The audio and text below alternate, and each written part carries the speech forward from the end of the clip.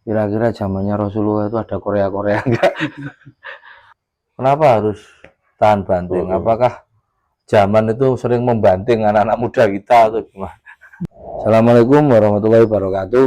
Waalaikumsalam warahmatullahi Jadi wabarakatuh. ini acara yang kita gagas bareng-bareng ini bertiga.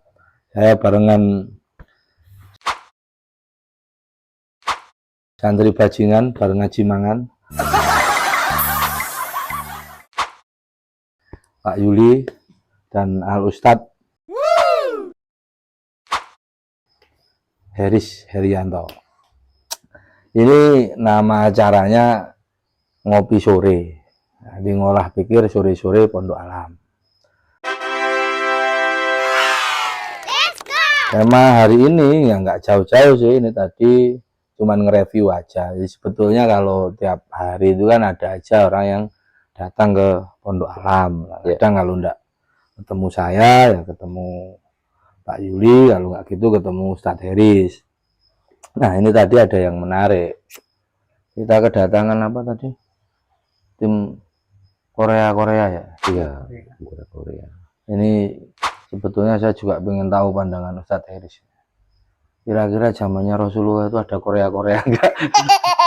Atau kita mulai membahas Korea yang paling terkenal kayak Sayyidina Umar bin Khattab apa siapa gitu.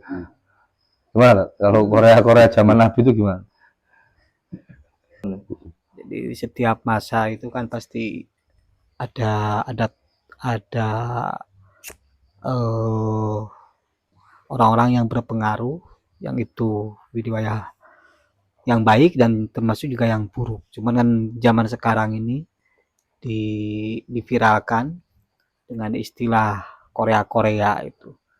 Jadi kalau dulu mungkin zaman tahun 70-an, 80, 90 itu kan lebih ke orang-orang yang biasa di terminal, di stasiun, yang hal-hal yang tidak kurang baik atau tidak baik di mata masyarakat itu disebut korak lah istilah. Ya? Sekarang ada istilah baru diplesetkan menjadi Korea-Korea lebih halus itu. Tapi kan itu semuanya tidak terlepas bahwa mereka itu semua buruk ya, enggak. Ada hal-hal yang sisi positif itu kita olah hari-hari ini. Itu mereka itu kan juga manusia dan pasti punya sisi kebaikan, dan kita sinkronisasi dengan kehidupan kita yang katanya bahwa kita ini selalu setiap hari, setiap aktivitas kita setiap hari ini menurut pandangan orang itu baik. Nah, tapi mau tak mau ya kita juga pernah melakukan hal-hal buruk. Nah, itu kita olah dengan bahasa jadi menjadi Korea itu kan ke hal-hal yang lebih bermanfaat. Nah, kalau tadi pertanyaan Gus Beni zamannya Rasul ya ada juga, cuman kan saya nggak tahu istilahnya apa dulu, terus saya juga tidak tahu bahasa Arabnya itu apa. Kalaupun memang mungkin kan kalau bahasa di Indonesia preman itu saya perlu buka kamus itu, kalau memang preman itu bahasa Arabnya apa saya tidak tahu. Tapi ada artinya, ada beberapa tokoh yang memang zaman Rasul ya sama juga, ada tokoh-tokoh yang memang membenci dan memerangi Rasulullah gitu dengan ya sama ya aktivitasnya mungkin tukang palak di pasar waktu Nabi berjualan, mabuk-mabukan ya ada juga gitu. Tapi yang pasti ya kita perlu membuka literatur sejarah lagi gitu untuk lebih mendalam. Itu mungkin untuk awalan itu. Terima kasih. Oh iya, ya makasih Tat. Maksudnya mungkin jagung kok tadi kok seminar. Ayo jelas Pak, itu gimana? Apa bahasanya? Apa bahasa nyantainya atau apa? Kan ini beliau ini ngambil posisi yang paling awet, santri kan, karena Ustadz. Jadi kalau kita bikin acara jagung sore Ustadz Heris dan santri Yuli gitu. Ya manduk coy. Si Gusti. Lu enggak kan kalau kira-kira menurut menurut jenengan itu ngapain sih orang itu kok kemudian ngambil jalan yang kayak gitu?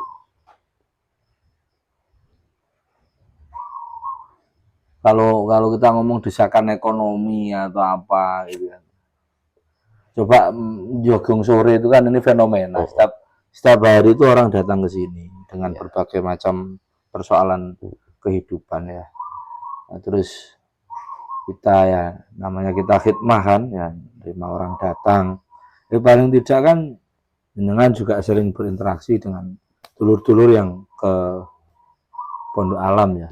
Untuk informasi, Pondok Alam itu lokasinya di samping petilasan Mahapatih Narotama. Jadi satu kawasan di petilasan Mahapatih Narotama di kawasan Desa Seloliman, Kecamatan Trawas, satu area dengan Patiltan Jolotundo.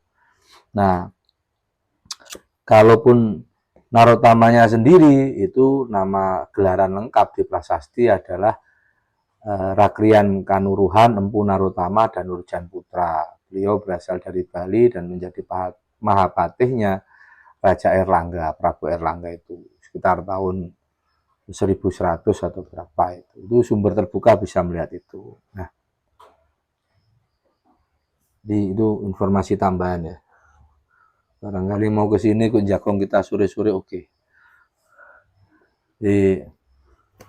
Ya kan tempat ya kita ini kan di lereng gunung. Di lereng gunung. Ini nggak jadi oase mungkin di tengah padang pasir. Nah, orang-orang kemudian banyak ya macam-macam lah. Kalau jenengan sendiri gimana? Kita masih tetap masalah preman tadi atau gimana? Iya, Korea tadi. Korea tadi ya. Kenapa orang itu mau jadi Korea? Korea.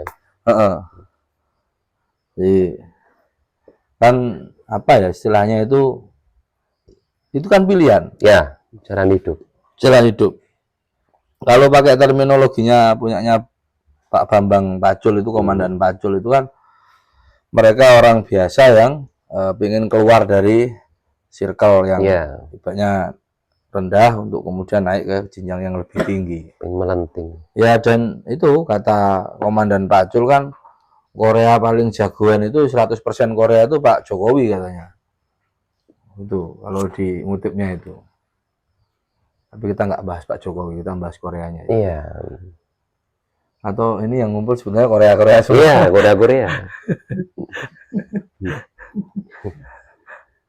Cuma speknya berbeda-beda. Etos kerjanya itu yang Korea. Ya, etos kerjanya yang kita pakai adalah seperti Korea.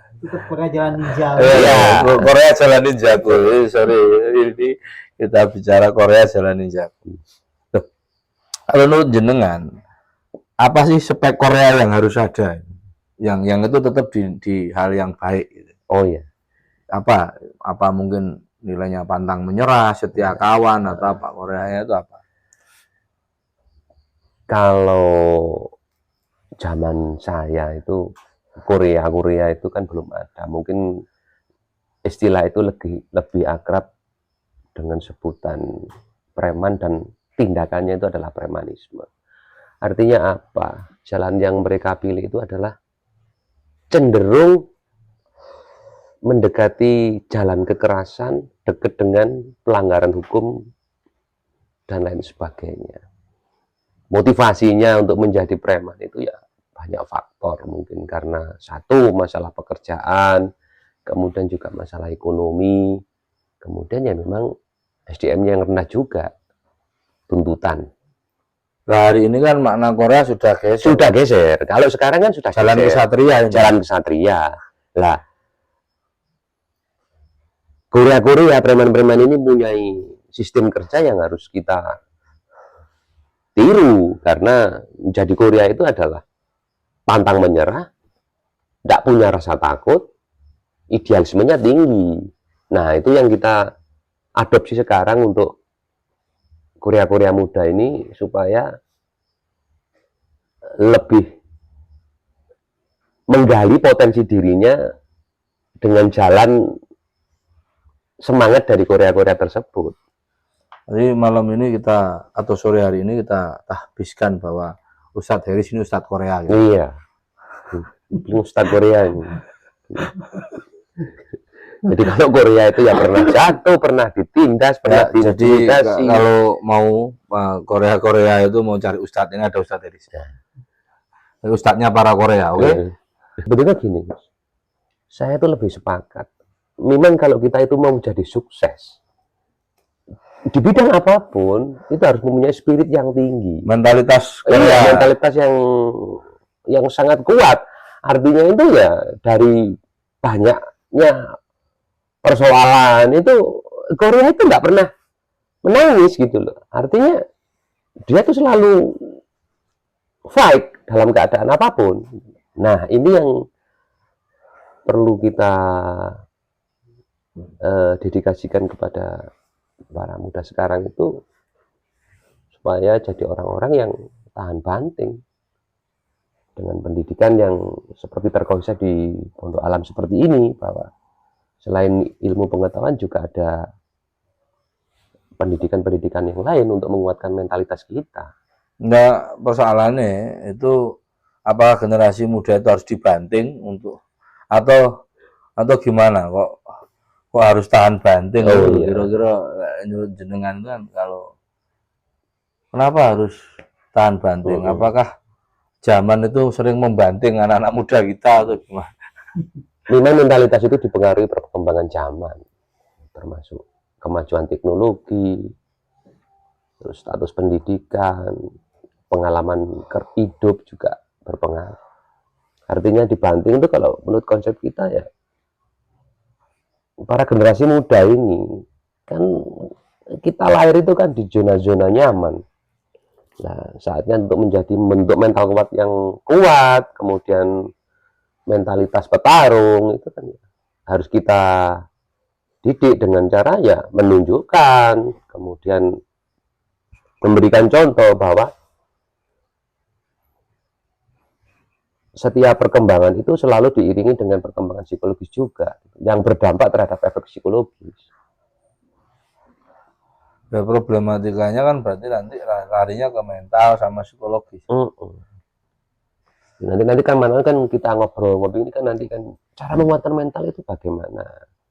Nanti kita dengan ilmu agama yang kita perlu dari sini, bahwasanya semuanya masalah itu ya akan kembalikan lagi. Bukan kita yang bisa menguatkan mental kita. Apa? HP ini siapa, Mas? Loh, di mana? Oh, itu. Kalau rokok itu rokok. HP. Kena sampai ada. Kayaknya barokah ini yang dibicarakan datang. Mas, Yoi. Iya, monggo. Kok crash ya? Crash. Nggak ekologis plus. iya. Crash. Nggih. Tadi Mas. Tekan di mau sana. Balik tekan pianan. Wah, Di sawah itu, tiguan itu kan ya? Di sawah tiguan itu ya? Kontak-kontak, Mas. Sabtu jumpa lagi. Kayaknya Sabtu kita akan menyelami lebih jauh fenomena Korea ini. Ya, bagus ini. Topiknya sangat menantang. Saya tetap tarik juga. Ya, karena kan kita tinggal ya di negara yang berkembang. Kita tinggal di negara berkembang, mayoritas Muslim, terus kita juga punya akar kebudayaan yang sangat kuat, sumber daya alam kita tinggi, berlimpah kan. Saya tetap, karena mungkin dibesarkan dari, ya tadi ya ngomong mental itu kan dibesarkannya kan disuruh belajar, disuruh berjuang untuk negara dan bangsa, berguna bagi negara dan bangsa. Dulu pada waktu krisis moneter, layanan iklan di TV itu masih nyampaikan bahwa anak Indonesia itu sekolah sambil kerja, sambil jualan. Bahkan sampai kemudian naiknya tiwul alternatif dari nasi itu muncul tahun-tahun itu. Kalau nggak salah sekarang yang jadi wakil gubernur terpilihnya Jakarta itu Bang Dul alias Rano Karno itu juga menggelorakan semangat untuk bertahan di era Krismon untuk anak Indonesia. Anak Indonesia tidak pernah menyerah, yaitu dia tetap belajar, dia tidak putus sekolah, dan dia kemudian bekerja juga gitu kan. Nah, kalau sekarang mungkin anak-anak di bawah umur bekerja, kita kena undang-undang ya, eksploitasi. eksploitasi anak jadi. Ya. Pada waktu itu kita pernah menjumpai masa yang belum terlalu lama, itu situasi itu mengharuskan kita sebagai anak-anak pada waktu itu kan, pemuda pada waktu itu, untuk kemudian bekerja untuk bisa meneruskan pendidikan. Dan itu fenomena umum kan waktu krisis moneter. Ya alhamdulillahnya sekarang anak-anak kita tidak mengalami seperti itulah. Tapi mungkin mereka mengalami sesuatu yang berbeda dengan kondisi kita dulu. Nah, zaman jenengan kayaknya kan, kalau kita ngomong apa ya, sekarang transportasi publik ya. Jadi sampai lagu yang terkenal punyanya siapa? Bang Iwan Fals. Ya, sama Frankie ya. Frankie Saidatua. Itu kan terminal. Terminal. Ruang perjumpaan ya. Karena dulu kendaraan pribadi jarang. Maka kita bertemu hampir setiap hari itu di terminal. Terlepas dari buruknya urusan public transportation atau angkutan umum, transportasi umum, tapi dulu terminal menjadi ruang hidup yang kemudian bertemunya banyak hal. Ya mungkin sekarang jadinya bandara mungkin ya, tapi kan beda. Nuansa terminal, stasiun, bandara, pelabuhan itu beda. Dengan ruang umum yang lainnya gitu.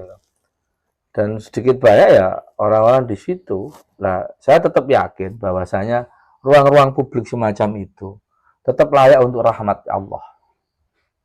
Mereka yang berada di sistem ya, pelabuhan, terminal, bandara, stasiun, itu tetap dapatlah rahmat Allah. Ya sekarang stasiun udah makin bersih, calo udah nggak ada, terus kemudian bandara apalagi hampir semua tiketing itu mainnya aplikasi. Terus pembenahan terjadi di pelabuhan.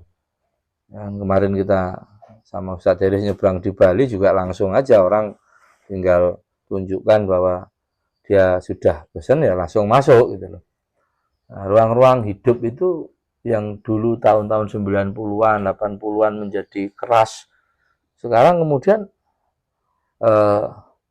sudah diperbaiki gitu kan. Tapi akhirnya mungkin kekerasan itu beralih tempat karena energi kan nggak hilang. Nggak tahu nih pindah kemana para Korea ini. Bagaimana ya mereka yang tanpa skill, yang kemudian hanya modal berani, modal nekat. Ingin memperbaiki kehidupan gitu. Nah, pertanyaannya itu kan itu. Kita tengok pada masa itu, era 80 sampai 90 tahun. 90-an ya. Yang namanya terminal itu menjadi ikon sebuah dunia yang penuh dengan berbagai macam karakter hidup orang. Kalau terminal itu kan identik dari masyarakat level atas, menengah, bawah, juga kan jadi kumpul dari satu. Artinya di situ juga berbaur macam-macam pekerjaan, mulai profesional, terus kemudian pedagang, sampai pekerjaan-pekerjaan yang nggak baku, mulai melanggar aturan juga. Waktu itu kan ya sering berkumpulnya kan ya juga di terminal untuk mengatur strategi itu bagaimana. Makanya ada istilahnya zaman itu kan masih ada mikrolet.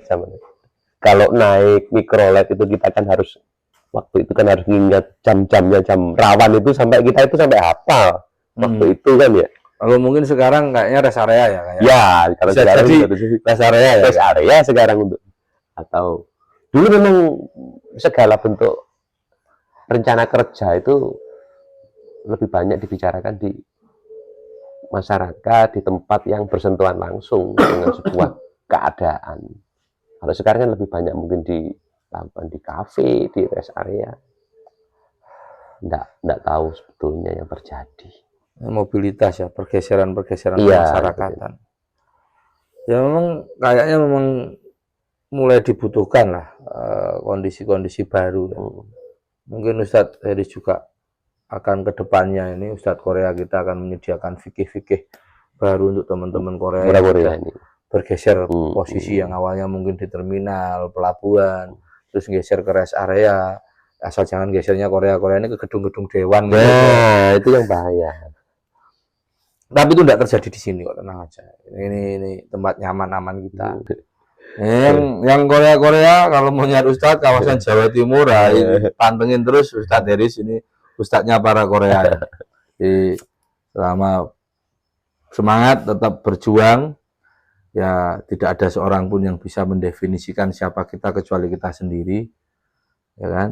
Baik buruk itu sudah ada aturan mainnya, tapi yang terlebih adalah menjalani hidup dengan penuh keyakinan dan tetap semangat untuk menggapai ridho ilahi. Kayaknya Jagung Sore ini kita di situ aja dulu. Masih bersama saya, Benny Zakaria, Pak Yuli, dan Ustadz Korea Heris Haryanto. Salam Korea. Assalamualaikum warahmatullahi wabarakatuh. Istimewa.